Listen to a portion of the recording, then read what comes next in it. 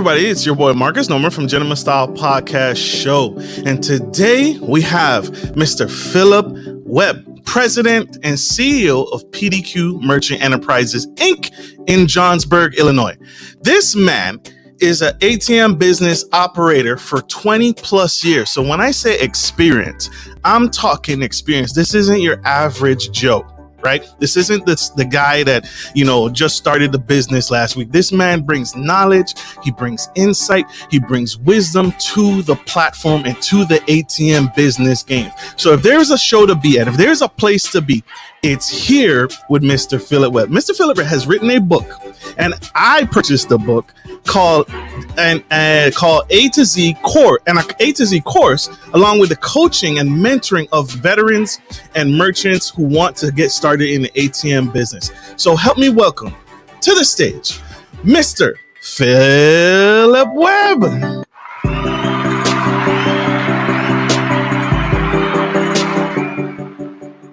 So how you guys doing? And I'm so excited to be here today. Thank you very much, Mr. Marcus Norman. You're amazing. I can't believe you asked me to do this again. I was so excited the last time, and this time, wow, what an honor. I mean, I don't know how many people you got to meet twice, but thank you very much. I've been blessed. Thank you very much, sir. I appreciate it. Thank you. Thank you for joining us on the Gentleman Style Podcast stage. I appreciate you coming back for round two, spilling some nuggets, spilling some tea. Mr. Philip Webb, y'all. Thank you. Thank you. Give him one more round of applause, y'all.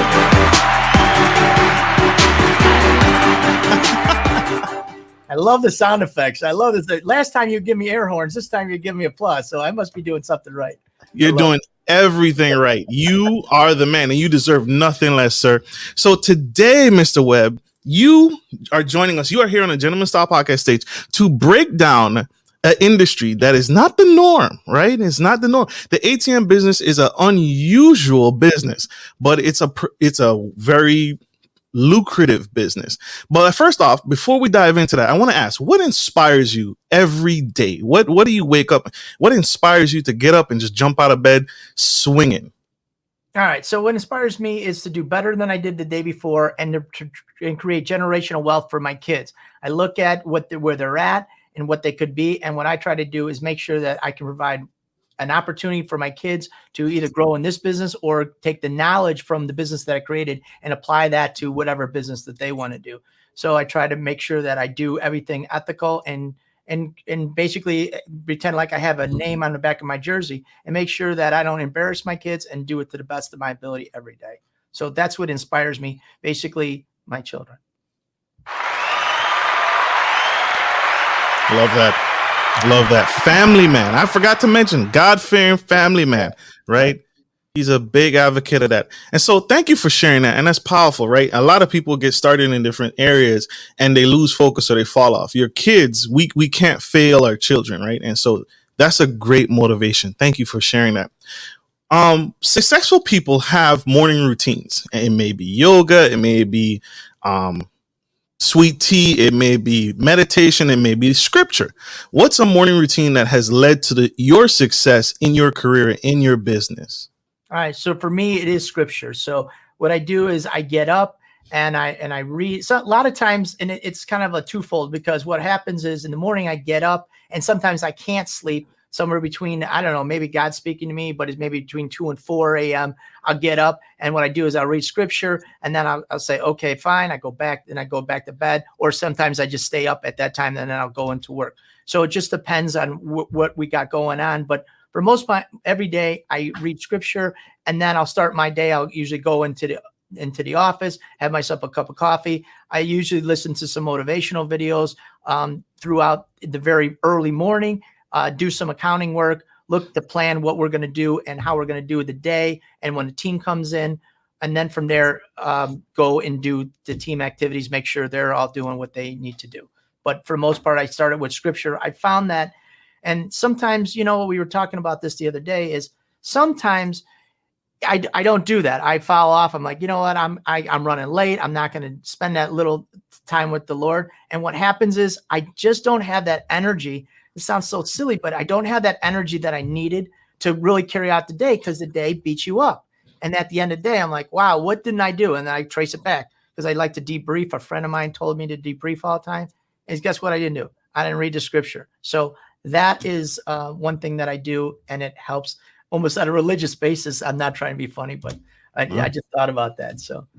Nah, that's what this show. This show, that's perfect. This is called a gentleman style podcast. God, family, finance, self. So that is the head, right? That's the lead. So you're so right. The days that we find that I don't spend with the Lord, those are the days that are typically chaotic. They're more chaotic than the norm because I didn't take time. And what I learned is I didn't put on the full armor of God. I didn't start myself off in the right way. And you arm yourself with the word. So. Right. Huge. Give him a round of applause.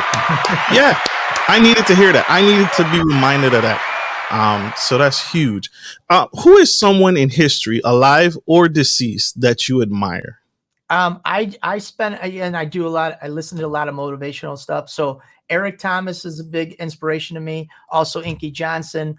Depending on the mood that I if I really want to feel something in my heart, I listen to a lot of Inky Johnson because I don't know, the man. He could pierce your heart. Eric Thomas has that same effect. It's just a different kind of swag.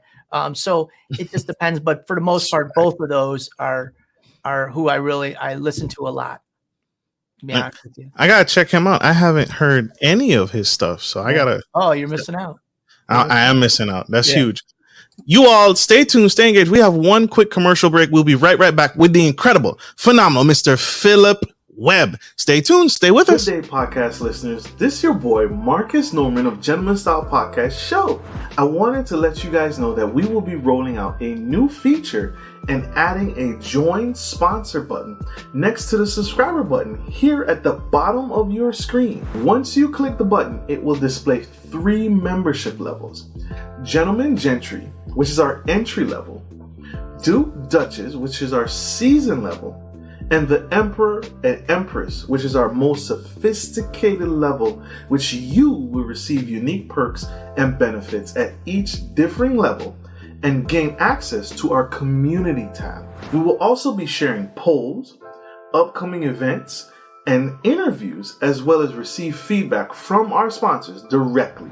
Your support helps me find new and exciting guests to bring to the stage live. Well, in order to get the higher end speakers, it requires,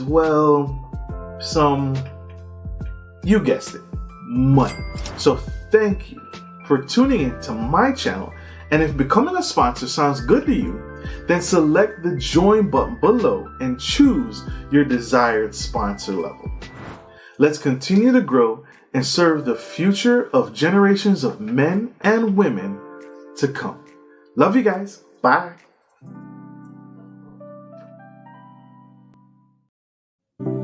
Hey everybody, if you're just tuning in, we have the incredible, amazing Mr. Philip Webb, ATM Extraordinaire. This man is huge, phenomenal, he's changing the game, and he's here to give back, and he's here to serve his community and show us and teach us and talk about the ATM business. Mr. Webb, thank you for joining us on Gentleman Style Podcast stage. Sir, you just fielded some questions about what inspires you and what motivates you and what leads your life, which is God. But what brought you to the ATM business? Can you tell us your story and how you got started in the business? Sure. I was in the business what we call a music and games operator, and that meant we placed jukeboxes, pool tables, pinballs, and those kind of devices into bars and restaurants. And so I saw an opportunity to place an ATM. But back 20 plus years ago, they just deregulated the ATM business, which meant that banks weren't the only ones that could put ATMs into locations. And so when they did that, I saw an opportunity to leverage my existing portfolio and to go to bar owners and say, look, here's what we can do. We can put an ATM in here. Now, this was exciting because it was mostly cash, and a lot of people were starting not to have cash, and there was an opportunity to place the ATMs in there. A lot of bar owners said to me, hey, I thought that was for banks only. I said, no, they deregulated it, and now we can put it here. So they said, oh, wow, let's do that. And we started placing ATMs into bars and restaurants and those places. So that's how I started in the business. It was a slow grind. It was very hard because there wasn't anybody teaching me how to do that, how to kind of learn as I went. But through some trial and failure, and I only started with one. Now we got thousands of ATMs, but we started in the game early and we just kept learning and growing. And one by one, we built a successful business. And then eventually I did end up selling our music and games business and just stayed with the ATM business. Wow. And so that makes sense. So there must be something to this, right? Because you're a businessman, and businessmen, you're not going to waste your time or your energy. You gave up the gaming part, but you kept the ATM business. So that means there's money to this. Is there real money being made in the ATM business? And if so, what are the different ways that you can get compensated in the business? How do you make money at the ATM? So how you make money in the ATM business is basically what you do is you buy an ATM and you have a conversation with the business owner. Let's make it a convenience store in this case. And what you say is, I'm going to buy this ATM. I'm placing my ATM that I own into your business. I'm going to pay you a commission on a monthly basis. And then the rest of that is going to become mine. So most people are used to or accustomed, if you're not with a major bank, when you go outside their network, they have to pay what is considered a convenience fee. So let's say for this example, it's $3. Out of that $3, the ATM owner, which would be you in this case, or me. So what I'll do is I'm going to take maybe as much as $2.50 for my revenue, and we'll pay the location owner 50 cents a transaction. Now, if the ATM does 100 transactions times $2.50, $250 will be my revenue stream for that month, 1 month. And then the next month we do it again and again. And so that is how you make money in the ATM business, is you're going to get, now instead of paying somebody that fee, which you're like, oh, I hate paying that stupid convenience fee. Now you get to make that money for yourself and your family. And that's how the ATM business works. Wow. Wow. So that's huge, right? It's too fast. I get excited sometimes. I say it too fast. No, and that makes sense, right? And that's huge because so you, instead of the bank, so once they deregulated, they opened it up to individuals to now own a part and be in business with the ATMs. What are some of the things that I need to get started in the business? If I was a brand new entrepreneur in the game, what do you mentor to? Because you teach to this. Yes. You have a class. What do you teach your students? So what we did, and the little backstory is, what happened is when I was in the business, I talked to other music and games operators just like myself. And I said, hey, you can do this ATM business. And they said, Phil, I don't know anything about that. I thought it was just for banks. And I explained to them, no, it's not. And I said, look, I'll teach you how to do it. So pretty soon they were listening. They were placing ATMs in their route. And I went and I did more and more. But one of the challenges was I didn't have enough time to do that. So when we sold the music and games business, I said, what I'm going to do is I'm going to create a course, because now there's so many people asking, well, Phil, how do you do this? And I only can do it I had to do it one at a time on the phone, hours and hours, and spending and educating people. So I said, look, I'm going to come up with a course. I'm going to take all the 20 years of experience. I'm going to put it in this course so people can learn by themselves on their own time what to do and how to do it. Now, what we also do is we also offer a mentor program that helps you in case you need some questions. You got some, hey, how do I do this? What do I do? We also offer coaching or mentorship with that. But that's how we do it. And we've been successful doing that because there's a lot of people just like you guys at home that want to learn how to, hey, I want to learn a little bit about this business. I heard it could be successful, but I don't know anything about it. How do I do that? So we teach that.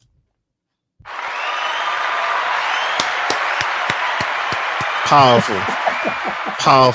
So on the big screen here, you all are seeing it. This is live. This is from Mr. Philip Webb's class. This is two of his graduates from his course. Can you talk about your students who have just graduated and placed their first location? Can you talk about what's happening here? Yeah. So that's DeAndre Washington and his lovely girlfriend.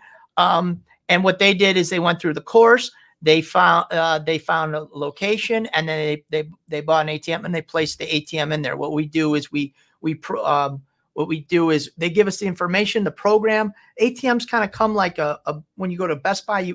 Best Buy, is it still in business? I don't know. I don't see too many anymore, but there's barely. So when you go to, let's say, whatever, you go to probably Amazon now, but you buy your computer and there's nothing on it, just the operating system. What happens is it's ATMs are the same way. You have to give us the information to program. So we need the name of the location. We need who the money is routing to, your customer and your money. And so we program the ATM, and then we ship that ATM out to you. So we shipped it out to Mr. DeAndre, and he got the ATM, and now he's placing it in the convenience store. That's where he's at right now, is placing it in there. And so he took a picture of him and his lovely girlfriend and shipped it to us and said, thank you very much. I think he's on his 4th ATM now. He started his class, unfortunately, just when we started going to COVID. And so he's in California. And as everybody kind of pays attention to what's going on in California, they're very conservative state for the coronavirus. They're trying to follow. The governor there is, had people on lockdown forever. He was challenged by that. He's like, Phil, I know some places to put the ATM, but the businesses, they're not open. So I said, just hold off, wait. Let's wait until the governor opens up the state. And they did. And he's just been on a roll since then. So the governor opened up the state. He had some political pushback. Mr. Washington was telling me. So he's been doing good in his business. That's huge. And this is significant, y'all. The reason why I wanted to Mr. Philip to share on his most recent graduates is because that's major. And so this isn't just a one-shot deal. You're not going to get Mr. Philip and then he's gone and he disappears. He is with you every step of the way, and he's mentoring you and he's coaching you and he's connecting with you, and him and his team are going to lock arms with you, and they're going to take you on that ride till you close on that first location and your 4th location, as you just saw. So big round of applause, Mr. Philip. That's huge. Giving back and educating. That's huge. That's major. One of the things that we do is it's a lot of times you buy a program or something, and they sell it to you, and then you're trying to figure it out, and you look at the people who are doing it, like, it looks like success, but I don't know. I buy the program, and then you know what? I'm kind of by myself. It doesn't work. So what we did is we give you all the tools to be successful, but then once you place your ATM, you're going to need additional help, which we got. We have technical support. We have additional support. So we're going to be with you every step of the way through the whole process, because you know what? You're going to need that extra, whatever you're going to need. You're going to need that little something extra, and we can help you through that journey, so you can be successful. So, yeah, huge. You're not going to fail. Not with 20 years of experience, y'all. Not going to let you fail. And look at that. He could have easily said, oh yeah, go ahead, buy an ATM. But he didn't. He said, hold off. He said, wait, right? Wait for the right time. He's not just here to take your money, right? He's here to teach. He's going to mentor. He's going to coach. I do have, and I'll tell you what, I struggle with this, honestly, is we have people who buy the program and then they say, give me 5 ATMs. And I'm like, wait a minute, you know what? Let's back up. Believe me, I want to sell the ATMs to you, but I have a problem. And I always ask this question. I said, tell me about yourself. Are you married? And I don't know. Most of the people that we deal with are married or in a serious relationship. So they always say, or the people that ask for that, they want to elevate their family right away. And so I said, look, I don't want your wife calling me and telling me I got 4 ATMs sitting here. So I said, I don't want that. I want your wife calling me and said, man, thank you very much for helping our family. You know what? You're amazing. That's what I want. So let's start with 1. Let's get it out. Let's make money. I'm not running out of ATMs. We'll get the second one out and we'll do it 1 at a time. So I'm okay with that. And I try to educate the students to be okay with that too. Because again, last thing I want is the missus not being in my good graces. So I don't want that. Absolutely. So that makes sense. Keep the wife happy wife, happy life. Yes. That jazz. I like that. So Mr. Philip, I'm gonna put you in a hot seat here, right? Seat. With the innovation of cryptocurrency, right? Cryptocurrency is now it's becoming more of just a fad. It's more becoming mainstream, and now it's showing that it's here to stay. So with the introduction of cryptocurrency and it's becoming more of a recognized currency, how does the ATM business stand up, and will it survive that transition as it occurs? So we get asked that a lot. And so people say, one of the questions you always get asked is, hey, Phil, I understand the ATM business is good right now, but I don't see the longevity in it because you know what? There's credit cards out there. People are paying more and more with Venmo or PayPal or Square or whatever it is, Stripe. it does. And so they said, I don't see that cash is going to be around here. So I said, look, cash has been here for 20 plus years. It's not going anywhere. And one of the other things is when they did the whole, we had the stimulus money and people were putting on cards. Where did they go? They went to the ATM to get that cash. That was majority of the people were going. It was a great time to be in the ATM business. But to answer your question about the crypto, what we're doing now is we're also selling cryptocurrency on ATM. Now we're doing a beta program. It's been around for a little while, but you can sell cryptocurrency on your ATM and get a piece of that money. And you can also buy cryptocurrency on the ATM. So when I say sell, what I mean by that is if you have, let's call it, we're just working with Bitcoin, not Litecoin or the other cryptos, but Bitcoin. If you have Bitcoin and you know that if you follow it, Bitcoin was at maybe about 6,000. It's over 50. It might even be 60. I don't follow it that closely, but right. And you say, look, man, I bought a bunch. It was at 10,000. Now it's 50. I want to cash out. I want to take some of that money. I want to buy something. Well, where do you go to cash that out? It's very hard once you buy crypto, but we have a program that goes on the ATM. Now you can go over, put your code in and get actual, you can sell your Bitcoin back and get hard cash to do whatever you want to do with it. So we have that program that we're beta testing right now. There you have it. The myth is busted, y'all. He debunked it. The man, the myth, the legend has debunked the cryptocurrency myth. And we hear that all the time, right? And you hear that all the time, just like he said. So I wanted to bring that to the center stage and get that answered because it comes up all the time. We have one more quick commercial break. We'll be right back. You guys stay tuned. Stay with us. Don't go anywhere. See you guys soon. Are you a local business looking to offer your customers easy access to cash without having to travel miles? We're here to help.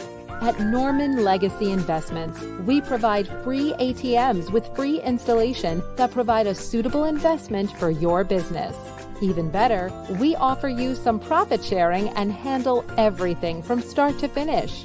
Just reach out to us today to schedule a free consultation.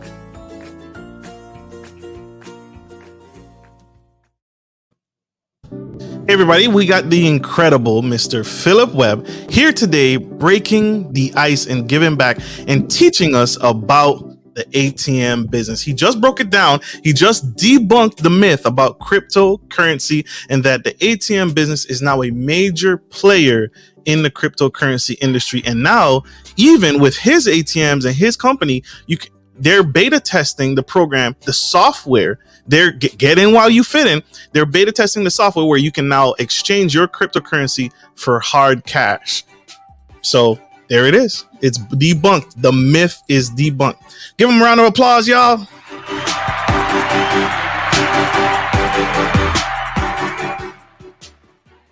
So, sir, Mr. Philip, we want to get into the money. How much does it cost to get started in the ATM business? What are the actual hard numbers? Okay, so you're looking at about somewhere around $6,000. That would get you the cost of an ATM. That would get you for our program, and that would also get you money to put in your vault cash. So I want to break that down pretty much like it depends on a few factors, but basically let's figure $3,000 or less for the ATM, the program, and then it gives you $2,000 of hard cash to put in the ATM, and that cash is going to recycle on a daily basis. So if somebody goes to your ATM, takes out $100, the next business day, you get that $100 back. The way the ATM business really works is all you're really doing is you're doing a short-term loan for 24 hours or less, and you're lending somebody that money. And for that loan, they're paying you a service charge. That's really how the ATM business works. So if somebody takes out $100, they get $100 put back in your account the next day, and $3 will go into your account for the surcharge, minus whatever you're going to split with the location. That's how basically the ATM business works.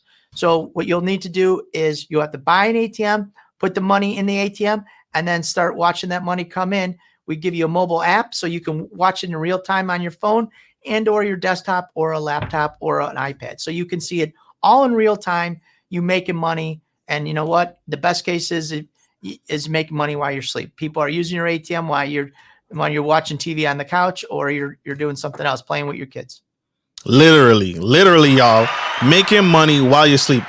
Berkshire Hathaway, the Oracle of Omaha said it best. If you're not making money while you're sleeping, you're just wasting time, because inflation is going to catch up to you. That's literally so $6,000. And I don't want you guys to get intimidated by that number. Don't let that number scare you. This is an investment, right? This is not a waste. Like he said, this money is to pay for his time, to pay for your machine. And then obviously the machine has to be filled, right? So this money is going back into your business. This is not a splurge. This is not a waste. This is a business. And in business, we invest in our business. So that's huge. That's phenomenal. And so, Mr. Phil, what are some locations that are really good? What's really prime locations these days? Okay. So right now, I always talk about this, is dispensaries are a great location. Before, we couldn't put money into a dispensary. That's CBD, right? Like a cannabis dispensary or CBD. Okay. We couldn't do that up until about September of 2020. But now the banks have said, hey, we can do that. We're okay with that, as long as it's our money. So that's a phenomenal, because as you know, they don't take credit cards, 100% cash, and there's a need for people when they need to buy their product. And so that's a number one location. Gentlemen's clubs, I don't go there. We don't have any personally. I stay away because I'm married. I don't need my wife saying anything, and I just stay away. But some of the guys, they like that, and they say, "Oh, hon, I gotta go because the ATM's down. Hey, they need me, right? They need me. My girls need me, right?" So, and if the ATM goes down, those poor girls, they don't get to make any money. They need that ATM up and running. So I stay away from that. But some of the single guys out there, God love you. If I was single, I'd probably do it too. So that's a good spot. The other things are cash only restaurants. People say, well, there's not a lot. No, there's taquerias out there. There is hot dog places, those kind of quick places. A lot of places still, they don't want to do the credit card. They do the cash only. So those are good locations, hotels. And then you got your run the mill, I would say the secondary market, which would be a laundromat, convenience store, gas station, liquor store. Those are the secondary market. Doesn't mean that they're not good locations. They're very good. But you asked me for the best of the best. And so that's what I gave you. Thank you. There you have it, y'all. There you have it. Best of the best, where the trends are, where the money is at. So gentlemen's clubs, cannabis CBD dispensaries, cash only restaurants, and laundromats, and laundromats. So there you have it. So those are the best of the best. You want to put your and gas stations. Sorry, gas stations. He said gas station. Oh, gas stations didn't. I don't think they even closed during the pandemic. They stayed open the entire time. So that was something interesting. So one of the things that never happened is whatever you want to call it. I forgot the name of they say mandatory places that had to stay open. What was the name? I forgot what they call those. Essential places. Yeah. And I lost my I'm getting old now. So, I don't. You look good. Yeah. You look good. I'm almost 90. So, I thank you. I appreciate it. I need your secret. I'm just kidding. So the essential businesses were the convenience stores, the laundromats, the gas station. Those places were open, and we had a lot of bars and restaurants. They closed those places, but the others were open. So there was an influx of ATM transactions in those businesses. So we kind of evaluated and said, look, we need to focus a little bit more on this. We don't know how long this COVID's going to be around. We don't understand what that was way before they even thought about a vaccine. So we needed to gravitate to some of those locations. So we did. We concentrated a little bit more in that area and started building relationships with convenience stores and gas station owners that were up and coming to gravitate to that market. Absolutely. That makes sense. So gas station. Yeah. So there's a strategy, right? And there's the pivot, right? A lot of businesses weren't able to pivot in this pandemic. And so here you have, he masterminded, right? Just like his mastermind group. You have to connect with him, get on Facebook, his mastermind group. He masterminded with his team and he said, listen, we have to focus and we have to transition. The bars that I have, they shut down. That hurt, right? Because some of the bars, also have the gambling machines. They have the casinos in them. So that hurt when those bars shut down. So it's just like him, you got to pivot and you got to find, okay, who's open? Gas stations, right? People still need gas. People still want the convenience stores, and the traffic. I guess the CDC and the regulations and the FDA said those aren't high traffic enough to shut them down, and they're essential. They need gas. You still need that gas. So remember, this business is still a business. So you still got to strategize. It's not a one and done. Okay, now I'm a millionaire tomorrow. It takes time. He started with one. Now he has thousands. It takes time, and it is an investment. Right. And it takes time. And a lot of people, they get excited and they want to go. And it's not about, and I tell this to the students all the time, it's not about just the placement. We got to place it smart, because at the end of the day, it's not about putting the ATM in. It's about the revenue that it generates, because that revenue will change our family's lives and our life. So that's what we got to concentrate on. Sometimes I get excited students that say, oh, I just want to place it. And I'm like, whoa, let's wait. Let's make sure, tell me what the location is. Let's do our due diligence. Let's look at the location different times of the day. Let's make sure it is something that will solve a problem. Again, is it something that's going to solve a payment need, a cash need? If it is, it makes sense. If it's not, then let's move on to the next location. Huge. How do I protect my machine from vandalism or theft? Keep it in your garage. Hey, I just use your own machine. Keep it locked in your garage. Here's what you do is you become smart. I had an ATM stolen one time.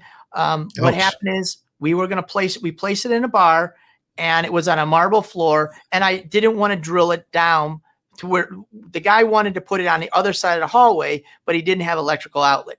And what happened is I'm like, you know what? I don't want to ruin your marble floor, because I want to drill it here and then move it over there when the outlet came, but I didn't drill it down. Well, he was supposed to, the owner of the building was supposed to get an outlet put in. And then that couple days turned in a couple weeks and a couple months. And guess what? He never did it. And one day I walked in, we get alerts. I'm like, the ATM isn't calling in. What's going on? I went down to the location. They were closed on Mondays. So I went down there on Tuesday evening, and the ATM was gone. And I said, what happened? So what I learned there is I don't ever, and our company doesn't ever put an ATM unless it's bolted to the floor. If we can't bolt to the floor, I pass on that deal. So one of the ways you can secure your business is make sure the ATM is bolted to the floor. That always helps. Also, another thing you can do is, some people are uncomfortable if they don't have a security system. They don't put an ATM in there. So they want a security system. They want camera system, and they always bolt it to the floor. It depends on your threshold of security and what you want to do. But those are the things that I would recommend: alarm, cameras, and bolt it to the floor. That'll minimize some of your risk. Not everything, but it really drastically reduces it. Absolutely. So thank you for saying that. So bolting an ATM to the floor, securities, cameras, one location. If the business is a high traffic business, sometimes a business owner will have its own security, right? Yes. Depending on the location. So those are things that you have to recognize. And Mr. Webb teaches to that. He's going to teach you all of this in his consulting course. So again, you're not going in blind. He's even walked some business locations with you, right? So there's videos and there's courses that he shows that he's going in with the student to, if you're nervous, right, you're going to be nervous talking to that business owner, right? So once you schedule the appointment, Mr. Philip goes in and he helps you close that deal. He's with you from beginning to end. So that's huge. Mr. Philip, one of the things that where can people get started? How to buy the machine? How do I set up? Because you said the ATM is a shell. It has a processor, but I need other things that I just can't buy the ATM off Amazon. Can I? You could buy it off Amazon. I think they do sell it. The challenge is it's empty. You're still going to need somebody who's going to take the banking information and program that in there. So when somebody goes to put their card in, the money goes somewhere. So you're going to need that processor. We're what they call an ATM ISO, which is independent sales organization. We have a direct relationship with Visa, MasterCard, and all the other banks. And we have that processor that we partner with. So we have a sponsor bank. We have a direct relationship with, like I said, Visa, MasterCard, and the processor. So what you do is you want to contact somebody like us. If not us, I'm hoping that your audience does, but you're going to contact somebody like us to help them program that ATM so that money moves to the right people. Otherwise, it won't work. And there's no way you can make it happen. So that's what you have to do, is contact what we call an ISO. Absolutely. So what does ISO mean? What does it stand for? Independent Sales Organization. So there you have it. So there's a lot of people, again, a lot of people are going to try and snag you in. A lot of people say, I'll buy my course for $2,000, $3,000. And they're not independent service organizations. And so they're not ISOs. And so if you're not an ISO, you don't have those partnerships. You're not going to have those relationships and those bank connections. One of the biggest things with getting in this business is finding a bank. Right. Intent, wait. Can you speak to some of that? Can you talk about that a little bit? Sure. Why is it so hard to find a bank? Okay, the number one reason, well, there's a few reasons, but basically in the Obama administration, they had a thing called Operation Choke Point. And what that was geared to do is eliminate some of the shady businesses out there, and and minimize some of the drugs and trafficking and things like that. But what happened is they targeted cash intensive businesses or cash intensive accounts. Unfortunately for us in the ATM business, that also the compliance officers now would look at the banks and they would audit the banks, and they would say, oh, look at this, Joe Smith's ATM, he's taking out thousands of dollars every day. We got to scrutinize this. And then they would scrutinize that account. And then what would happen is they would bring it to the bank and say, look, we have this person. And they'd say, well, we just want to eliminate that type of people because we don't want the auditors basically coming after us, because even though it's a legitimate business, they just didn't want that kind of scrutiny. So they started eliminating the big banks, the Bank of America, the Chases, the Wells Fargo. They eliminated those businesses by saying, you know what, we don't want those type of customers. They didn't give them any reason. They just said, hey, 14 days, we're shutting your account down. But it was because of the auditors. Then what happened is right at the end of the Obama administration, right where in the Trump, somewhere in there, either Obama or the Trump administration, they said, look, we're seeing the errors of our ways. We're targeting these legitimate business owners, the ATM businesses. We're going to stop that.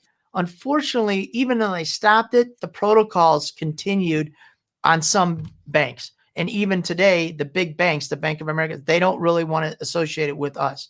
Now, the way we can go, the way we're breaking through with this is I work with some of the organizations, other ATM people such as myself, to educate the bankers on legitimate ATM businesses such as ourselves, to stop with those protocols and say, what kind of compliance are you guys looking for? So we make sure that when your auditors come in, it is done the right way. Now, what they have said is, look, we want to make sure that those ATMs are in legitimate businesses. We don't want to just see an account open up and that person has an ATM in their house that they're feeding money, because we're fearful that they're actually laundering money. And so we want to make sure that that's not happening.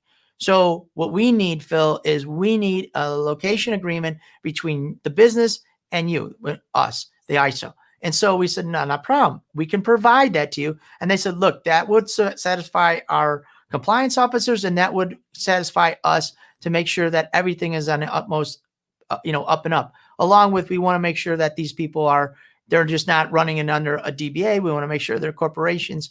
So we've worked with banks, and those are some of the protocols that we started using, and they've been successful.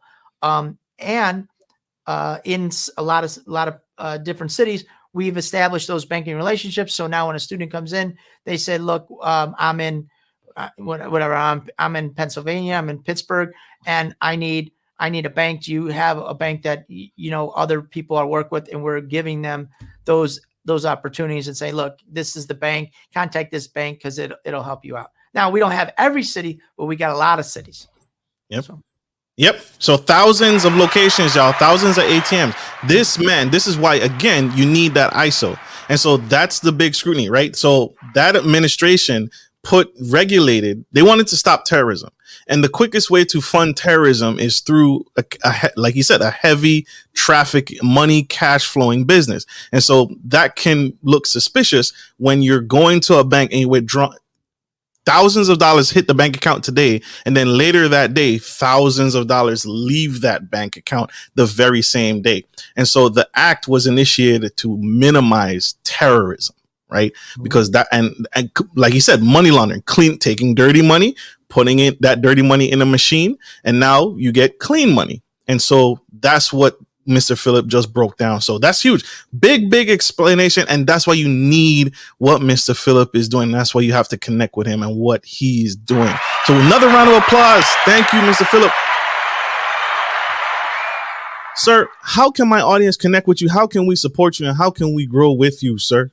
All right. So we put it down in a link below. We have a YouTube channel that's free. You just join the YouTube, you're a subscriber. You don't even have to. You can just go look at the videos. There's a tremendous amount of content. We got over 150 videos that explain the ATM business, answer a bunch of questions, and kind of give you a background of what the ATM business can do for you and your family, and how do you make it work.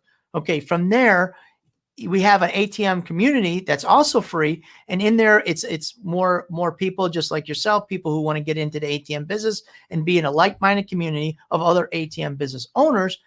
And so you join there, then you can ask some questions, more of an intimate setting.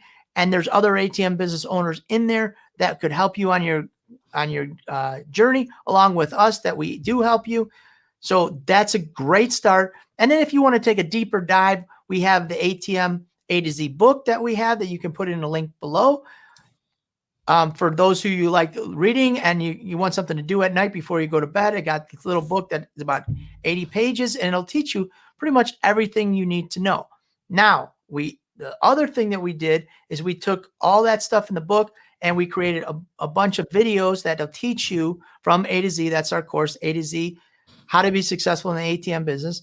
And we have videos that will teach you step by step the process of how to get in the ATM business, what you need to do, how do you set yourself up for success in the business, along with coaching if you decide that you need coaching. So that way you can learn as you go. If you want to read it, we have an avenue. If you want to learn, some people do better learning through video and explanation, we have that program. And then as some people say, you know what, I got it all, but I just need that little extra something. Can you help mentor us? And we got you. We'll help you through that process too. We also offer coaching. Absolutely. There you have it, y'all. Those are the several ways to connect with Mr. Philip and his team and to learn this business. This is a phenomenal business, and I can speak from experience. When I connected with Mr. Philip, I was nervous, right? But I had to realize, I had to break past that barrier and realize this is an investment. So that's why I said that earlier, and that's why he shared that.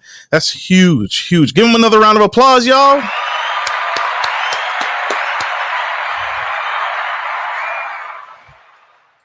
Sir, I want to thank you for taking your time out, your busy day, and taking time to be on the Gentleman Style Podcast show today and serving in this way. This is phenomenal. You are phenomenal, sir. And I want to say this to you publicly. Don't ever quit, because what you do is important and it's necessary, and you're a great man. And I thank you for mentoring me and so many other lives. You are changing the world, one household, one business, one ATM at a time. Thank you very much. It's been an honor and a privilege to be here on your show tonight. Thank you very much. Absolutely.